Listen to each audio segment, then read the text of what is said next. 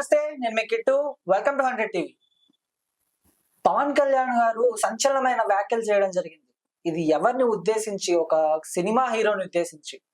ఏంటి అంటే, ఒకప్పటి హీరోలు అడవులను కాపాడే వాళ్ళు, ఇప్పుడు ఆ అడవుల్ని స్మగ్లింగ్ చేసే వాళ్ళు హీరోలు అవుతున్నారు అనే ఒక సెన్సేషనల్ మ్యాటర్ గా పవన్ కళ్యాణ్ గారు వ్యాఖ్యం చేయడం జరిగింది. సో ఇది ఎవరిని ఉద్దేశించి అన్నారు, అది దేనికోసం అన్నారు అనే విషయాల గురించి మనతో చర్చించేందుకు మనతో పాటు ప్రముఖ సినీ క్రిటిక్ దాసరి విజ్ఞాన్ గారు మనతో ఉన్నారు. ఆయనతో మాట్లాడదాం. నమస్తే విజ్ఞాన్ గారు. నమస్తే.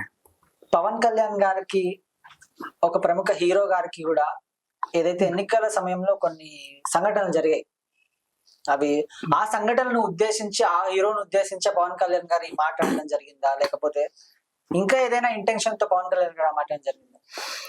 బేసిక్ గా నిన్న ఆయన ఏమన్నాడు, ఆయన్ని అడవి మంత్రిని చేసిన పాపానికి అడవి మనిషిలా తయారయ్యి ఇష్టం ఉన్నట్టు మాట్లాడాడు. యాక్చువల్ గా చెప్పాలంటే చదివిస్తే ఉన్నమతి పోయింది అనుకోవాలో, లేకపోతే రాను రాను రాజుగుర్రం గాడిదైంది అనుకోవాలో, రాను రాను రాజకీయ నాయకుడు పవన్ కళ్యాణ్ అయ్యాడు అనుకోవాలో తెలియట్లా. ఏం జరిగింది? ఇప్పుడు ఒక సినిమా హీరో రాను రాను, ఒకప్పుడు సినిమా హీరోలు అడవులను కాపాడేవాళ్ళు, ఇప్పుడేమో స్మగ్లర్లు. అది ఇప్పుడు రాను రాను రాజగురం గాడిదైందనే సామెతని మనం మళ్ళీ మాట్లాడదాం. రాను రాను సినిమా హీరో రౌడీ అయినట్టు, రాను రాను సినిమా హీరో అడవి దొంగ అయినట్టు, రాను రాను సినిమా హీరో స్టేట్ రౌడీ అయినట్టు, రాను రాను సినిమా హీరో అదేంటి ఖైదీ నెంబర్ 786, ఖైదీ నెంబర్ 150 ఇంకేదో అయినట్టు, రాను రాను సినిమా హీరో దొంగ, ఖైదీ, గూండా, ఘరానా దొంగ అయినట్టు. ఇప్పుడు చూడు, ఇవన్నీ ఎవరు చేశారు? సినిమాలు చిరంజీవి గారు. ఆయన చేస్తే ఒకప్పుడు హీరోలు ఆపద్ బాంధవుడు, విజేత ఉండేవారు. ఇప్పుడేమో ఇలా రౌడీలు, గూండాలు తయారయ్యాడని ఎందుకు అనట్లేదు? లేకపోతే ఇప్పుడు అల్లు అర్జున్ నువ్వు టార్గెట్ చేసావా? నెక్స్ట్ ఇప్పుడు నీ గురించే మాట్లాడతా. అడవులు, గుడుంబా ఎక్కడ తయారు చేస్తారు? నడి రోడ్డు మీద చేస్తారా, వంటింట్లో చేస్తారా? అడవుల్లోనే చేస్తారు. అంటే అడవుల్లో ఇన్ సెన్స్ జనసంచారం ఎక్కువ లేని, చెట్లు పుట్ట ఆకు వక్క అటు ఇటుగా దట్టంగా ఉండే ప్రదేశాల్లో చేస్తారు. అవునా? అడవుల్లోనే చేస్తారు. గుడుంబ శంకర్ అని నువ్వు సినిమా పెట్టుకుంటే తప్పులేదు. పుష్ప 2 సినిమాలో ఒక హీరో స్మగ్లర్ అయితే నీకు తప్పు వచ్చింది. నీ గుడుంబ శంకర్ ని చూసి గుడుంబా కాచే వాళ్ళు ఉన్నారే తప్ప, పుష్ప 2 చూసి ఇప్పటి వరకు మేము పుష్పని ఇన్స్పిరేషన్ తీసుకొని స్మగ్లింగ్ చేసామన్న వాళ్ళు ఎవడో లేడు. ఎర్రచందనం స్మగ్లింగ్ చేసినాడు. కానీ నిన్ను ఇన్స్పిరేషన్ తీసుకొని గుడుంబ తాగిన వాళ్ళు బోల్డ్ మంది ఉన్నారు. నీ సినిమా రిలీజ్ కే గుడుంబ తాగి వచ్చిన వాళ్ళు కూడా ఉన్నారు. కుటుంబంతో నీకు అభిషేకాలు చేసిన వాళ్ళు కూడా ఉన్నారు, సారాయి కాచే వాళ్ళు. నెక్స్ట్, నిన్ను చూసి ఇంకొకటి చేడినట్టు, మళ్ళీ చిన్నప్పటి నుంచి నిన్ను నాకుంటూ పీకుంటూ పెరిగినటువంటి నీ ముద్దుల సాయిధరం తేజ్, ఆయన నిన్ను చూసి ఎలా తయారయ్యాడు తెలుసా? గాంజా శంకర్ అనే సినిమా టైటిల్ పెట్టుకున్నాడు. అందులో హీరో గాంజాయి అమ్మేవాడంట. అంటే హీరో గంజాయి అమ్మినా తప్పు లేదు, కానీ హీరో స్మగ్లర్ అయితేనే తప్పు వచ్చింది ఈయనకి. నెక్స్ట్, ఈ గుడుంబ శంకర్ ని ప్రొడ్యూస్ చేసిన ఎవరు? అంజనా ప్రొడక్షన్స్. అంజనా ప్రొడక్షన్స్ లో గుడుంబ శంకర్ సినిమా వస్తే తప్పు లేదు, కానీ ఏ మైత్రి మూవీస్ వాళ్ళు పుష్ప 2 చేయడం తప్పు. అది సంగతి జరిగింది. ఇంకా ఓవరాల్ గా విషయం చెప్పాలి అంటే, చిరంజీవి గారు చేసే పనులు, పవన్ కళ్యాణ్ గారు చేసే పనులకి, అల్లు అర్జున్ గారు చేసే పనులకి చాలా వ్యత్యాసం ఉంది. ఇప్పుడు రీసెంట్ పోస్ట్ చెప్తా. చిరంజీవి అక్కడికి వెళ్ళి వాయనాడు బాధితులను ఆదుకోండి అని కేరళ ముఖ్యమంత్రి పినరయిని కలిసి డబ్బులు ఇచ్చాడు. ఆ వార్తని ప్రచారం చేయండి, చెప్పండి, అందరికీ చెప్పండి, అన్ని మీడియాలో వేయండి అని, చాటింపు చేయండి అని వాళ్ళ పిఆర్ టీంలు మెసేజ్లు పంపుతుంది మొత్తం పిఆర్ గ్రూప్స్లలో. మీకు కూడా రావడం జరిగింది ఆ మెసేజ్? కట్. ఇట్లాంటి చెత్త ప్రశ్నలు అడక్కి ఎప్పుడు. రిపీట్. సో ఇట్లా పిఆర్ మెసేజ్లు అన్ని పిఆర్ గ్రూపులలో వీళ్ళు ఈ చాటింపు చేస్తున్నారు, ప్రచారం చేయండి అని.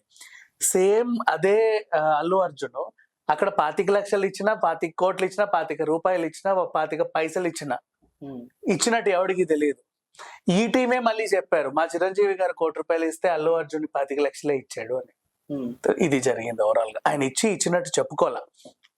నెక్స్ట్, అదే అల్లు అర్జున్ గురించి ఇప్పుడు మీరు మాట్లాడిన సినిమా గురించి, మీరు విమర్శించిన స్మగ్లింగ్ సినిమా గురించి చెప్తా. చాలా క్లారిటీగా సుకుమార్ గారు ప్రెజెంట్ చేశారు. ఏమని? ఈ సినిమా చూసి స్మగ్లర్ తయారవ్వండి అని చెప్పలా, ఒక సిచ్యువేషన్ ని ప్రెజెంట్ చేశాడు. ఏంటి ఆ సిచ్యువేషన్ అంటే, ఏ పనైనా చేయగలిగే సమర్థత ఉన్న వ్యక్తి ఒక దగ్గర ఉన్నాడు. అతను ఫ్యామిలీని పోషించడానికి పని చేయాలి. ఏ పనైనా చేస్తాడు. అవి నువ్వు చెట్లు మోయమని, మూటలు మోయమని అన్ని పనులు చేస్తాడు. కూలీ నాలి పనులు కూడా చేస్తాడు నువ్వు ఆయనకు సరిగ్గా అయిన డబ్బులు ఇస్తే. కానీ అక్కడ ఫెసిలిటీ లేదు. ఆ పని చేయాలి లేదా ఈ పని చేయాలి, రెండు పనులు ఉన్నాయి. ఆ పని చేయాలంటే 100 రూపాయలు ఇస్తామన్నారు. నేను ఏ పనైనా చేయడానికి రెడీగా ఉన్నా, కానీ ఆ 100 రూపాయలు మాకు సరిపోవు. ఇక్కడ ఏంటంటే 1000 రూపాయలు ఇచ్చే పని రిస్క్ తో కూడింది. స్మగ్లింగ్ చేయాలి, పోలీసుల నుంచి దాచాలి, ఇంకేదో చేయాలి. కానీ అక్కడ వేరే సోర్స్ లేదు. ఆయన బయటికి వెళ్ళి హోటల్లో పనిచేసే సోర్స్ లేదు, సూపర్ మార్కెట్ లో పనిచేసే సోర్స్ లేదు, ఏటీఎం ముందు వాచ్మెన్ గా పనిచేసే సోర్స్ కూడా లేదు. అక్కడ ఆయన చచ్చినట్టు ఆ పనే చేయాలి లేదా ఈ పని చేయాలి. నిజాయితీగా ఈ పని చేసుకోవచ్చు కదా అని కూడా అంటారు. నిజాయితీగా ఆ పని చేసుకుంటే ఆయన ఉరేసుకు చావాలి, ఫ్యామిలీలను పోషించలేక. ఎందుకంటే పని చేసే స్తోమత అన్నీ ఉన్నాయి, ఆ శక్తి అన్నీ ఉన్నాయి. కానీ అతను ఆ పని చేయలేడు, ఇంకేదో పని చేయాలి. ఇంకేదో పని లేదు. ఖచ్చితంగా 2 సోర్స్లు ఉంటాయి. ఆ పని ఎత్తుక్కున్నాడు. 1000 రూపాయలు వస్తున్నాయి కదా అని. నెక్స్ట్ దాంట్లోనూ ఆయన ఏం చేశాడు, అంచెలంచెలుగా ఎదిగాడు. ఎదిగిన తర్వాత ఏం చేశాడు, నాలాగా నా ఊరోళ్ళు ఇంకొకరు తయారు కావద్దు అనుకొని తనని తాను బలిచ్చుకొని తన జీవితాన్ని పనంగా పెట్టి మిగతా ఊరోళ్ళ కోసం తను సంపాదించిందంతతో స్కూళ్ళకి చదువులకి డబ్బులు ఇచ్చాడు, పెళ్లిళ్ళు చేశాడు, ఇంకా ఊర్లను బాగు చేయించాడు, ఫీజులు కట్టాడు, అప్పులు తీర్చాడు, ఇంకా బోల్డన్ని పనులు చేశాడు. వాళ్ళకి ఆపరేషన్లు చేయించాడు, అన్ని చేయించాడు. నెక్స్ట్ ఆ జనరేషన్ పుష్పలా తయారవ్వకూడదు అంటే ఏ సోర్స్ లేకుండా ఈ స్మగ్లింగ్ పని ఎంచుకోకూడదు అని చేసింది. ఏంది అది తప్పని ఆయనకి తెలిసినా కూడా ఏదో చేశాడు. అండ్ ఆ సినిమాని ఒక ఇతివృత్తంతో ముగించేశారు. నెక్స్ట్ ది రూల్ రాబోతుంది, అందులో మేము క్లుప్తంగా చెప్తామని కూడా అన్నారు. దానికి సంబంధించి ఒక షార్ట్ ఫిలిం కూడా లాంటి ఒక చిన్న గ్లిమ్స్ కూడా రిలీజ్ చేశారు. So Pushpa is a hero. ఆయన ఆ సినిమా ద్వారా అక్కడి ఏం జరిగిందో చెప్పారే కానీ ఆ సినిమాని ఇన్స్పిరేషన్ గా తీసుకొని అలా వాటర్ ట్యాంకుల్లో గంజాయి స్మగులు, పాల ట్యాంకుల్లో అదేంటిది ఇంకేవో ఎర్రచందనాలు తీసుకెళ్ళమని చెప్పాల, అలా పోర్ట్రే చేయాల. అలా పోర్ట్రే చేస్తే ప్రతి సినిమాని కూడా మనం ఎన్నో వంకలు పెట్టొచ్చు, ఇలా చెప్పారు అలా చెప్పారని. అండ్ యాజ్ ఇన్నేళ్ళు ఇండస్ట్రీలో ఉన్నటువంటి ఒక పవన్ కళ్యాణ్కి ఈ బేసిక్ సెన్స్ పాయింట్ కూడా అర్థం కాలే. ఒక డైరెక్టర్ ఏం చెప్పాలనుకున్నాడో అర్థం కాలే.